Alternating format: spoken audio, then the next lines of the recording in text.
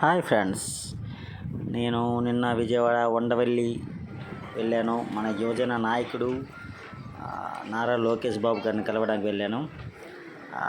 అలా అమరావతికి కూడా వెళ్ళాను. అలా తెలుగుదేశం గెలిచిన తర్వాత ఎలా ఉంటుంది ఏమని చూడడానికి అలా వెళ్ళి నారా లోకేష్ బాబు గారిని కలవడానికి వెళ్ళాను.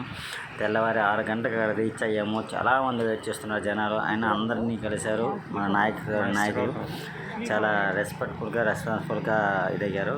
అతనితో కలిశాను. మళ్ళీ అతనితో ఫోటో కూడా దిగాను. చాలా మర్యాదపూర్వకంగా చూసుకుంటున్నాను. చాలా హ్యాపీ ఫీల్ అయ్యాను. అక్కడి నుండి అలా అమరావతి వెళ్ళాను. అమరావతి ఇలా చేరుకున్నానో లేదో మన సీఎం గారు కాన్వాయ్ వెళ్తుంది. కాన్వాయ్లో మన సీఎం గారు వెళ్తున్నారు. అలా కాన్వాయ్ ముగిశాక మాకు లోపలికి ఎంట్రీ ఇచ్చారు. ఎంట్రీకి ముందు పాస్ తీసుకోవాలి.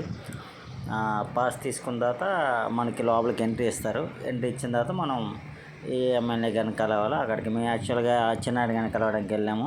అచ్చెన్నాయుడు గారిని కూడా చక్కగా రిసీవ్ చేసుకున్నారు. మాట్లాడాను అచ్చెన్నాయుడు గారితో. నెక్స్ట్ అచ్చెన్నాయుడు గారితో ఫోటో కూడా దిగాను. బట్ మనకి ఇంక అందలేదు. అందితే అది కూడా అప్లోడ్ చేస్తాను. కొన్ని పాసులు తీసుకున్న వాళ్ళంతా అక్కడ ఉంటారు. అలా పాసులు తీసుకొని లోపలికి ఎంట్రీ అవుతారు. ఇంకోటి నా కారు మీద వెళ్ళామమ్మ. శ్రీకాకుళం నుండి విజయవాడ బై రోడ్ కారు మీద వెళ్ళాము. అలా వెళ్ళి అచ్చెన్నాయుడిని కలిసి రిటర్న్లో వస్తున్నప్పుడు టెంపుల్ బాగుందని చెప్పేసి టెంపుల్ని ఫోటో తీసాను. అలాగా అమ్మవారి టెంపుల్ చాలా బాగుంటుంది. బయట నుండే చాలా లుక్ ఉంది. బట్ మాకు టైం లేక మనం చూడడానికి వెళ్ళలేదు. చాలా బాగుంది టెంపుల్. అలా నెక్స్ట్ వస్తూ మనకి తెలిసిందే మన విజయవాడ బ్రిడ్జ్, కృష్ణమ్మ బ్రిడ్జ్. మరి అలాగా బ్రిడ్జ్ని కూడా కవర్ చేసుకుంటూ అలా శ్రీకాకుళం తిరిగి వస్తాం.